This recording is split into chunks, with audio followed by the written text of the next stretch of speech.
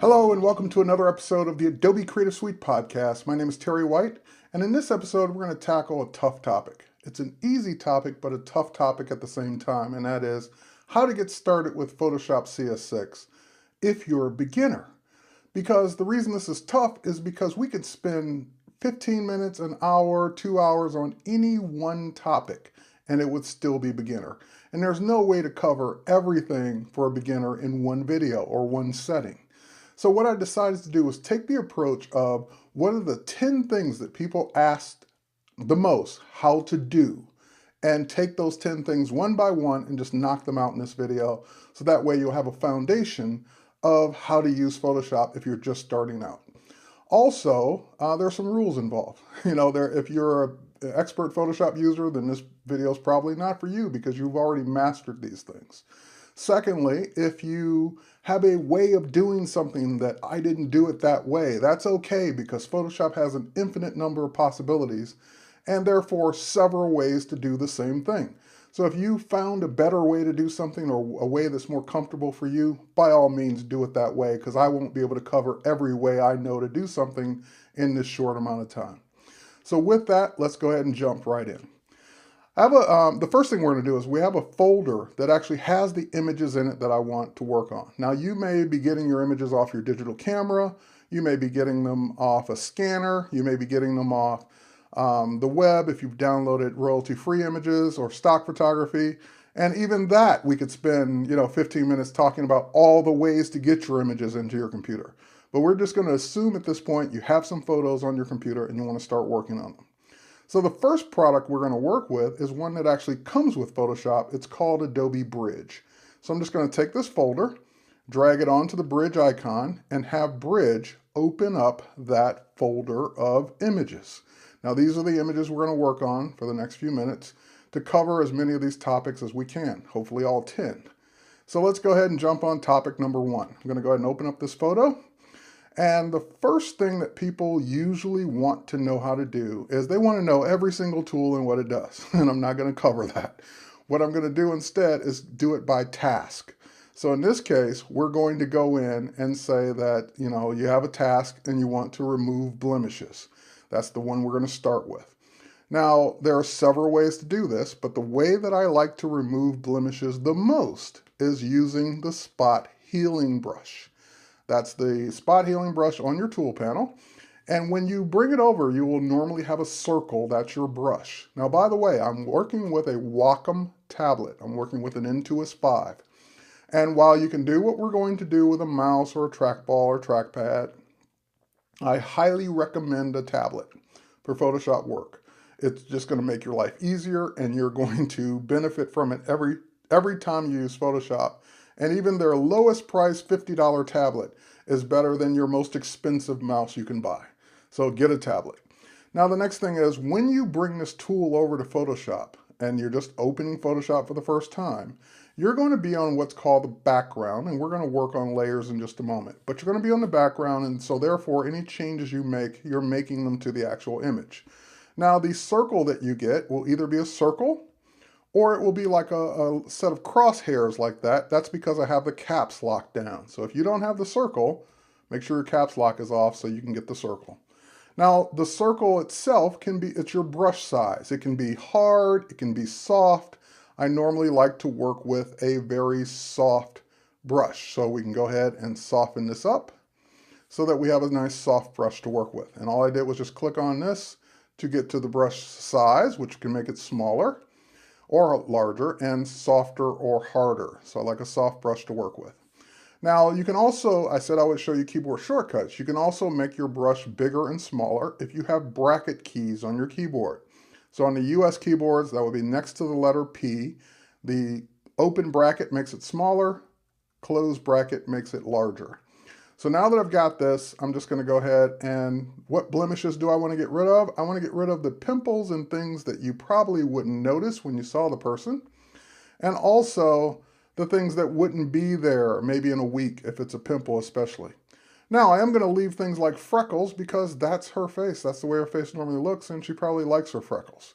So when you're deciding what to get rid of, you're typically getting rid of the things that are temporary on the person, like a bruise or a scar that, will ultimately heal, but didn't heal before you took the photo. Or things that, you don't notice when you're looking at the person in person.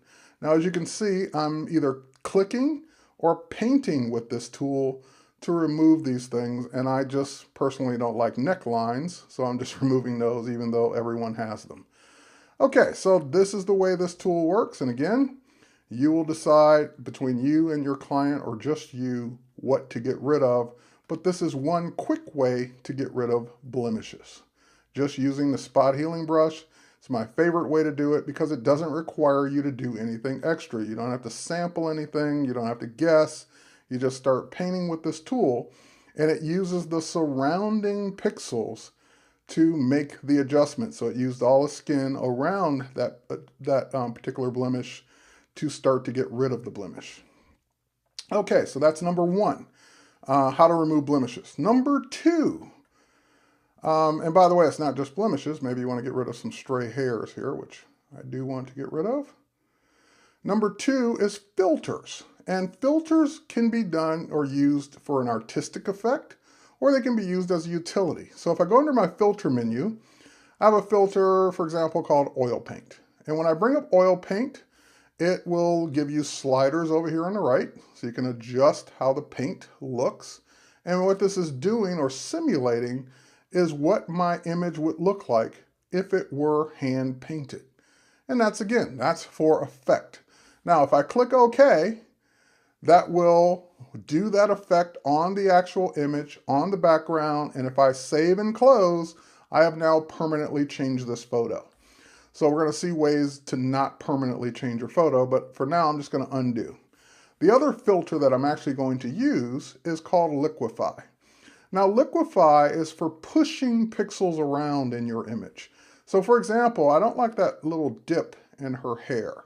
It's natural, it's where the hair is parted, but I'm just going to push it up a little bit so that it's a little bit smoother going around there. And again, you will make your brush size as big as you need it to be or as small as you need it to be for the thing you're trying to push or pull.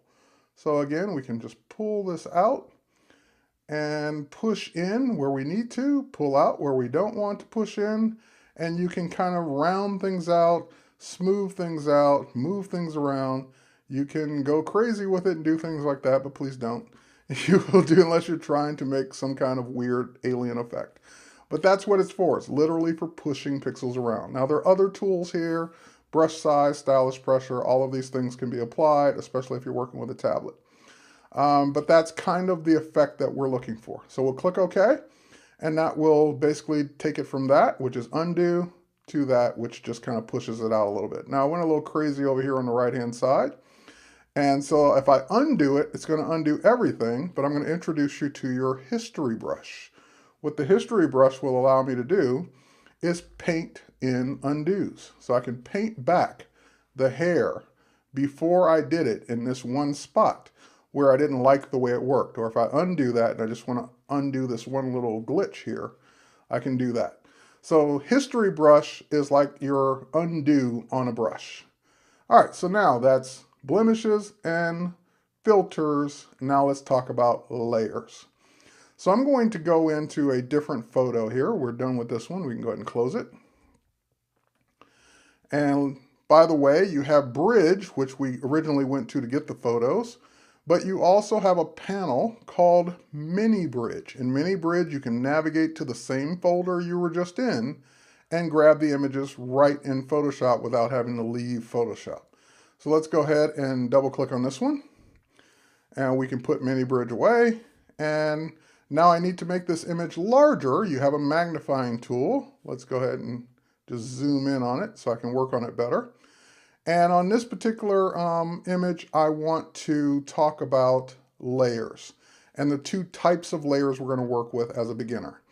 Now layers, if you think of layers, think of them as your original images on the bottom, and you're putting clear pieces of acetate on top. And whatever you do on the acetate, of course, is not affecting, you're protecting what's underneath. So that's the way these layers work in Photoshop. So if I add a new layer by clicking the new layer icon, layer number 1, and it would be layer number 2 after that.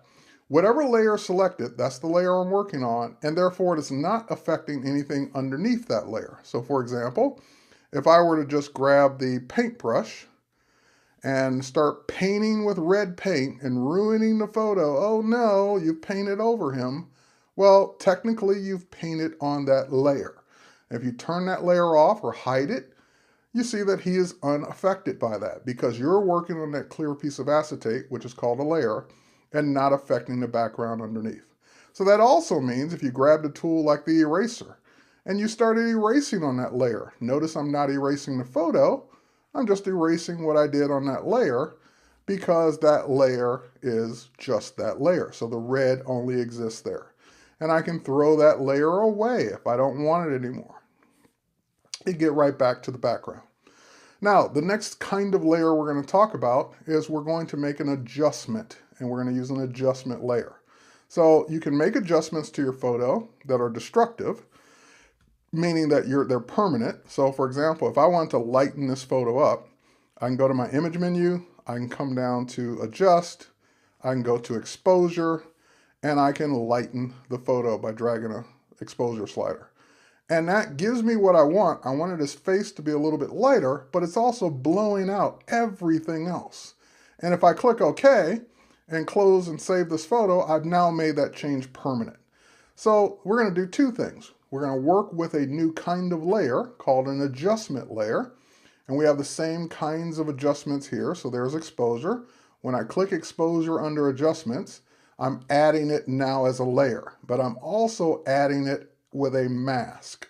Now, if I make that same adjustment, make his face brighter, but I don't want everything else to be brighter, then what I can do is mask that effect above this layer. Now, I can start painting on that mask to hide, let's grab the paintbrush, to hide that effect just by painting in black. But that will take too long. So let's undo it. And let's do the opposite. Let's hide the effect and use the mask to hide the whole thing and only paint in the areas we want to bring back. So we're on the mask. We have it selected with a little box around it. And now we'll just go to our image menu and we'll come down to Image, Adjust, Invert, or Command-I, Control-I on Windows. So now that hides the entire effect on the entire layer. And notice that hiding is black, showing is white. So when it's all black, that means you've hidden the entire effect. So now if we switch to white paint, just by clicking the little double arrow here, and if it's not on black and white, you hit the letter D to go back to your default colors, or just click here to go back to your default colors. And now that we're on white, when we paint just on his face, we are now bringing in that effect. And by the way, we can use a brush, and we can use a nice soft brush to soften the effect. There we go. We're now bringing that effect in only in the area where we want it. But more importantly, because that is a layer, it has opacity. That means we can turn it down. It's a little too bright. Or we can leave it at 100% and just adjust the layer itself. Make it darker, make it brighter. So we can do it either way, but we punched a hole in the mask, so therefore that effect is only showing through that hole that we just made. And now we can adjust accordingly. So that's making a photo lighter or darker using exposure, which was number 4. Number 5 was selective adjustments, making an adjustment in a photo selectively by using a mask on a layer. All right, so now let's go ahead and we'll close Donnie here. And the next thing we're going to do is we're going to remove an object from a photo. That's one that I get asked all the time. So let's go to this one. Now, these photos I got came from iStock Photo. So some of these are shot myself, like the one of Donnie we just closed. But some of these are iStock, and they will say iStock up here if they are.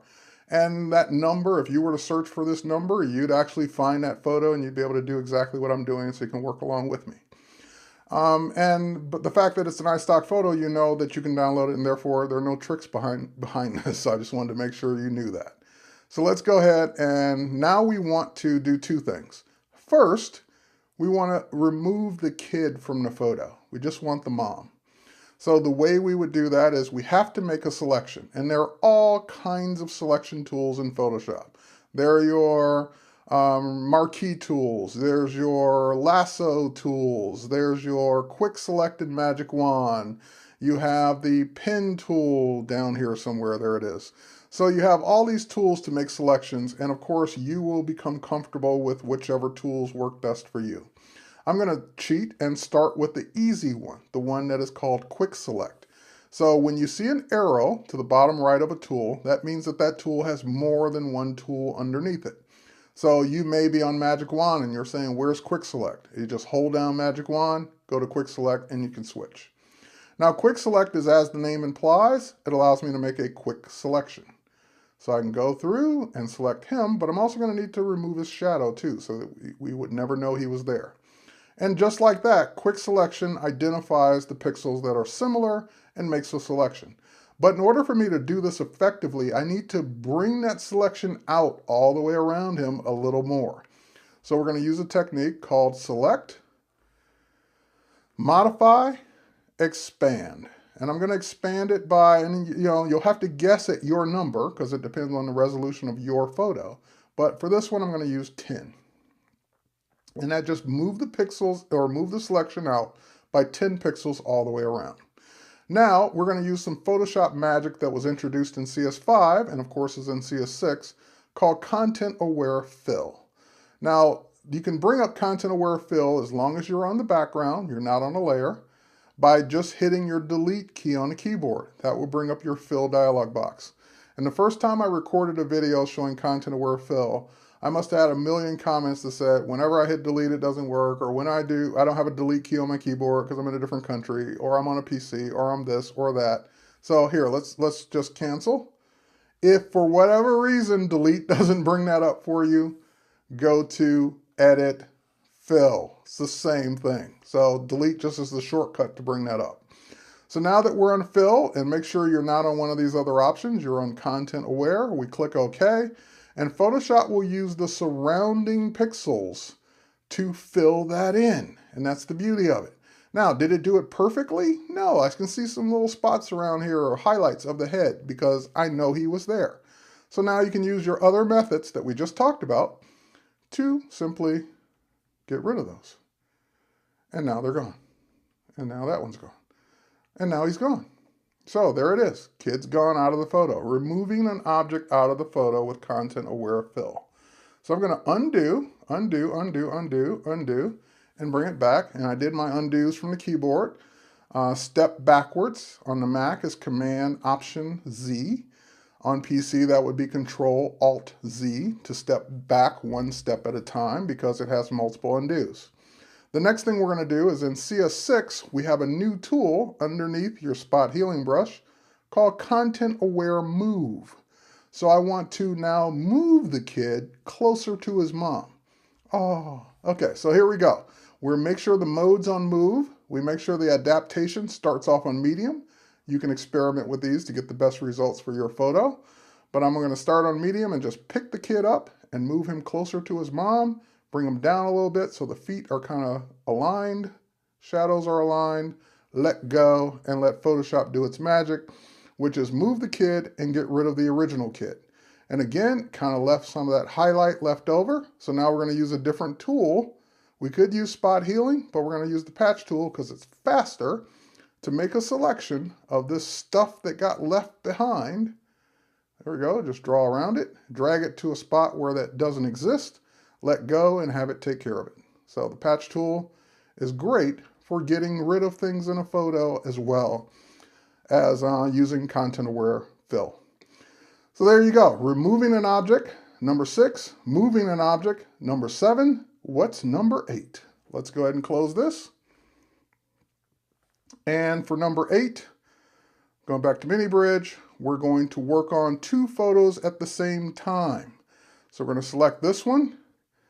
Actually, we'll open this one first. Actually, it doesn't really matter, but yeah, let's open up this one first. We'll open up the background first. And we'll open up this one next. And we're going to do the age-old thing that people always want to know how to do. How do I take a photo on one background and put it on a different one? So they're both open in these tabs here. And what I want to do is, of course, put the photo of the model on the photo of the background, the stock background from iStock. So I took this photo in the studio. This photo I downloaded from iStockphoto.com. And now we're just going to go ahead and take our Move tool, and we're going to pick up this entire image. You're not moving it yet, but you're going to drag your mouse all the way up to the tab. Don't let go until you drag it all the way down into the image, and then you can let go. Then you're going to get warnings, potentially. Hey, these aren't the same resolution. Is that okay? Yes. Hey, these aren't the same color space. Is that okay? Yes. Bring it in. So Photoshop was just doing a good job of telling me that these two photos don't match from the standpoint of one was shot at 16-bit on a Nikon camera, the other one wasn't. One was in, Pro RGB, the other one was in sRGB or something else, or Adobe RGB. So it's just letting me know all this technical things about why those two photos aren't the same. So now that's okay. We'll just go ahead now and use our zoom tool, and we'll zoom in. And now you can see we're now working with two different photo layers.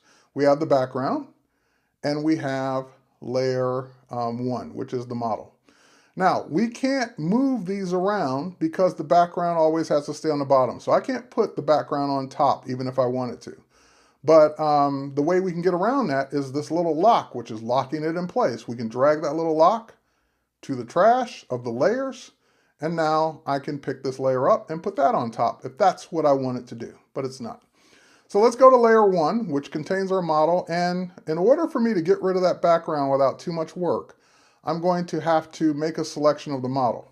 So to do that, we're going to do the same thing we did before. Quick select because it's fast, not because it's great, because it's quick.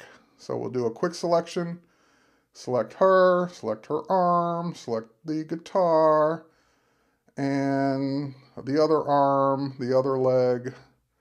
Just trying to make sure we don't miss things here. The neck of the guitar here. Let's make sure we get all those pieces. And sometimes Photoshop will do that. It will start selecting more. It says, oh, you want all this? I'll get all this too. And obviously we don't want all that. So notice that this tool has a plus sign in the middle of it. That means it's adding to the selection. When you want to subtract, you hold down your Option or Alt key. So Option key on the Mac tells it to subtract that from the selection. Option key on the Mac tells it to subtract this part under the guitar from the selection. And if I let go, then I'm back to adding. So subtract this part under the arm, add this part next to the chest there. Okay, so again, this tool is for quick selections, not accurate selections, so it's going to be horrible on things like hair. But that's okay. We got what we needed, which is the outline of the figure that we want. Now the next thing we need to do is go up to this, my favorite button for this is called Refine Edge. When we click Refine Edge, that will show you the image on whatever background you last had it on. So marching ants, red overlay, on black, on white, as a mask, on layers, or not, don't show me a selection. So obviously showing it on layers is kind of cool because you can actually see it on the background that you're compositing it to. So now if we zoom in, we can see what's going on here around the hair. We can see some of that white background in it. So we're going to go ahead and do a couple things. We're going to turn on Smart Radius and just boost our slider up just a little bit. And that teaches Photoshop to soften the edges that should be soft, keep the edges around the shoulders and areas that should be hard. Next, we're going to go to the Refine Edge or Refine Edge tool. And this tool is used to go where the background used to be, which is out here, and basically start painting and saying, nope, I don't want that color throughout this edge. And basically, it will start to remove that color from the edge. And that's the way this technique works. Now, of course, your mileage will vary based on your subject, what your subject's wearing, what kind of background they're on. And I know what people are saying right now. You're cheating. You doing this on a white background. That's so easy. Oh my God. If I only had white backgrounds, then it would be a piece of cake. Well, guess what? As a photographer, if I think I'm going to take something off a background, I shoot it against something that's going to be easy to do. So it takes a little bit of planning sometimes in Photoshop to make life easier. That's not necessarily a cheating, that's just planning ahead. It's making my life easier accordingly. Now, once you get it the way you want, you can use Shift Edge to kind of remove some of that white there. We can also use contrast to kind of get more of that in there. We can decontaminate colors, which also removes some of the reflected color off of our subject. And then, we can keep working, but I think you get the idea. When we click OK, that becomes our new layer. It turned off the old one, which you still have. And that becomes our new layer based on our new selection, our new mask. So we can keep working on the mask. If we wanted to tighten it up, make it better, but you get the idea. Now, one more trick to kind of make this look better, we're going to make an adjustment to it. So we can either add an adjustment layer or just simply go to Image, Adjust, and go to Exposure once again. I'm just going to bring down exposure just a little bit because she's a little lighter than she would be if she were really in that dark kind of, stage background there. And also, the next thing we're going to do is we're going to, even her skin tone is not right for this kind of lighting because that's what happens if you shoot two different things and put them together. The lighting usually isn't the same. Now, this is going to be a little technical, but what I want to do is take a piece of this background that's the same shape as her, put it on top of her, and blend it in. So the first thing is I need to get a selection of the background that's exactly like her. And that's easy because now I've got this great mask. And if I didn't have the mask, as long as she was cut out on her own background, that would work as well.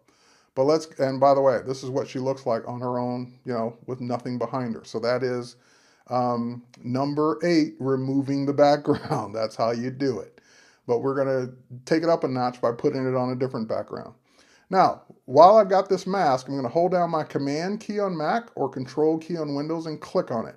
That tells it to make a selection that's the same shape as everything we just cut out.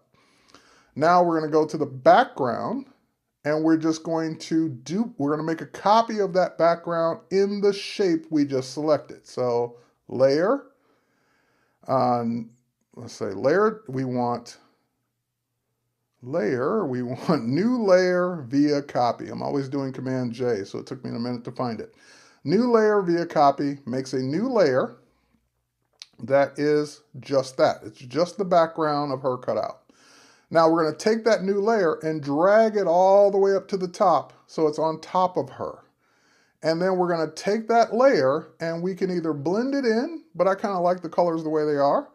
I'm just going to simply go set the blending mode from normal to color and then lower the opacity to bring back her original color in a little bit more so that maybe around 20%. This is before, that's after, just kind of toning her down into the same color as the background she is now on. Using this color that we cut out of the background, duplicate it and put it above her. So that would be our finished photo. Just wanted you to have the idea to do that. Now, for those of you who said I cheated, for those of you who said, oh my God, that was so easy, it was on a white background, I've got one for you.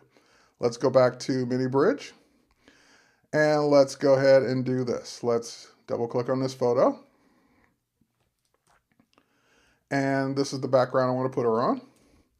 And this one is not so easy. This one is not as easy, at least, because in this photo, the problem is she has blonde hair against kind of a blonde wood. It's going to be hard for Photoshop to figure that out. We've got the hat and everything too with shadows on it.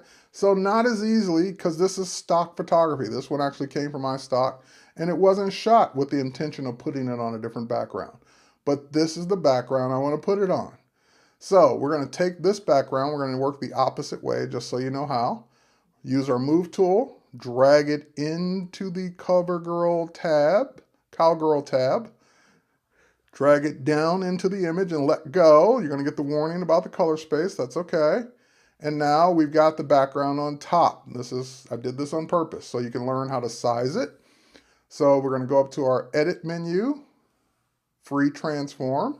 That'll put handles around it. Hold down your shift key so that you can scale it proportionally and bring it up. Okay, great. Click OK, hit enter, click the little check mark, whatever you want. And now we've got the problem with what we want as the background, which should be on top. We can't drag it on top because the background's always on the bottom. But if you double click on it, that'll turn it into a layer. Or if you drag the lock to the trash, that will turn it into a layer. And now you can rearrange the order. Okay, great. So now we've got our cowgirl selected on top, and we do the same thing. But this is not going to be as easy. So let's go ahead and do our selection. Quick select, quickly select. That's why we use quick select, because it's quick. There we go. Not because it's accurate. If you really wanted to be accurate, you'd use something like the pen tool and trace your way around the image. But so many times I'm going to use refine edge, I really just don't need the pen tool accuracy for this kind of stuff. Now we're going to go ahead and make that smaller. Get this little part under the arm there. And I think I got everything. I got the hand. Yep, got all that. Got the shoulder, got the hair, got the hat. Got all pieces of the hat, even that little piece up there, that little piece there. Okay, we got it all. So same thing, refine edge. When we do refine edge, that shows us what we've got so far. Again, we can put this on anything we want. We can see it on the mask. We can see it on black and white, black or white, I should say. Overlay, marching ants, whatever you want. Now, I'm going to keep it on white just for a moment here. We're going to see, again, Smart Radius to kind of soften up that selection where it needs to be soft. Keep it hard around the hat where it needs to be hard. And again, if we go too far, we'll start bringing in garbage. So we don't want to go too far with that. All right, next, we're going to use the Refine Radius tool to kind of get rid of some of that background color around the edges here and bring back in some of the hair. So we just start kind of getting that out. And you're saying, well, wait, that's not really doing a good job. Well, you're right, because you're working on a background of wood, and that's not easy to do. You wanted something that wasn't easy. This is something that's not easy. But anyway, I can keep going, kind of trying to bring back in the hair, and then I can tweak what I've done with the sliders. So we can say Shift Edge, kind of tone that down a little bit. And again, you go too far, you'll start cutting the hair off. We can also use contrast to bring that back in as well. So we're trying to get the little stray areas of hair without having too much of a shade on it. All right, once we're happy with it, again, decontaminate colors, kind of turn off some of the color that might have been reflected onto her. That will also automatically put it on a mask for us. Again, you can play around with the Shift Edge until you're happy.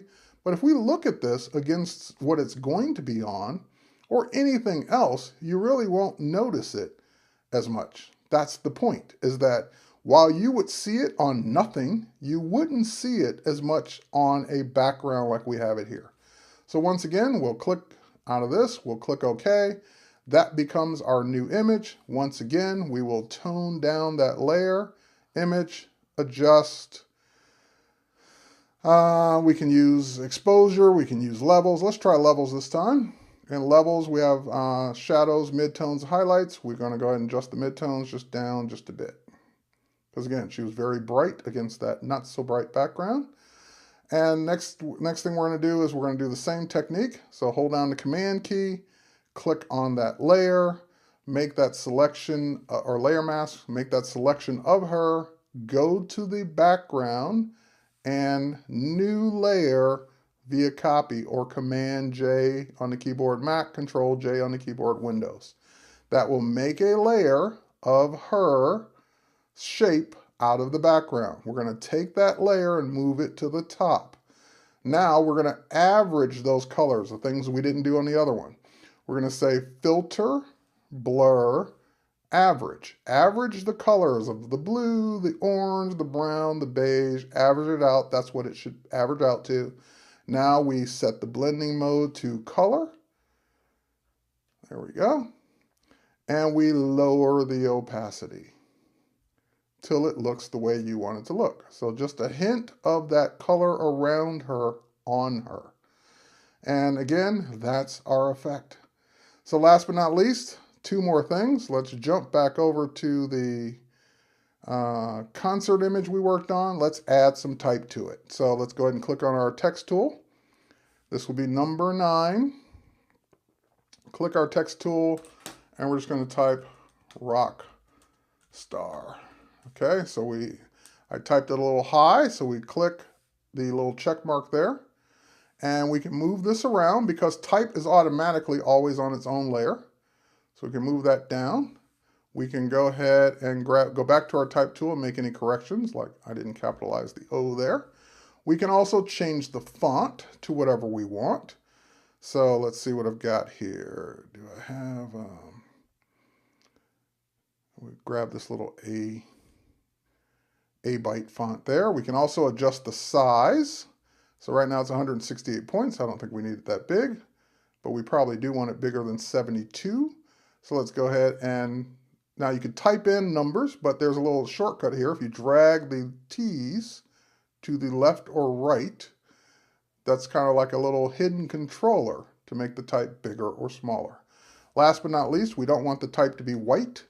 We can click the white and make it whatever color we want or mix, but we can also, if you drag onto the image or just move onto the image, you can make it whatever color from the image you want. So I actually like the color of her leg. We'll use that as our rockstar type. So adding type to a photo will make it stand out a little bit more by adding an effect to it like drop shadow. We're on that layer, so drop shadow applies to that layer. We pick the shadow up, move it around. Click OK. We've got our type. And again, that's just a layer. You can turn it on and off, move it around with the move tool, put it wherever you want it to be because it's above the image. And whatever you do to it, it will only happen to that particular layer. All right, last thing we're going to do is save. Let's go up to our File menu and choose Save. Now, when we choose Save or Save As, it will automatically default this to a Photoshop file, because you're making a file that has layers in it. And you're going to want to be able to always come back and edit these layers. And the file format that contains those layers is .psd. That's what we want, so we'll click Save. Now that will make a Photoshop layered file that we can always open back up, turn layers on and off, delete layers, adjust the mask, do whatever we want to do. But if I wanted to put this on Facebook, send it to a friend, email it, put it on my website, any of those things, then this format's not going to work. So last thing, File, Save for Web. When we choose Save for Web, that will bring up the Save for Web dialog box where you can give it a better size because it's too big. So you can bring it down to whatever size your website says it has to be, at least smaller than. 1024 is a good web size. You can make it even smaller. So let's say, for example, you wanted to make it 800 is the highest or the longest dimension. And that will automatically size it width and height accordingly. You can choose the quality. You can choose the format, JPEG, GIF, PNG, so forth and so on. JPEG is the most common format for images. And that's going to bring the file size all the way down to 78.41K. So we're going to go ahead and click Save. It's going to ask us where. We can call it whatever we want. So we can say Rockstar Web Image. So that's the one that's going to go on our website or Facebook or whatever, and away we go. So I hope you learned something. I know that was rapid fire, 10 things in Photoshop for the beginner. But you know what? Those are the 10 things people always ask me how to do. So I've covered them. Now, if you missed something, you need to learn more, there are all these resources out there, including my podcast and Adobe TV and more and more and more and more and more. But for now, you've got this video. You can always go back, watch it again, see which things you need to do over and over again until you get it better. Thanks again for watching. My name is Terry White. We'll catch you next time.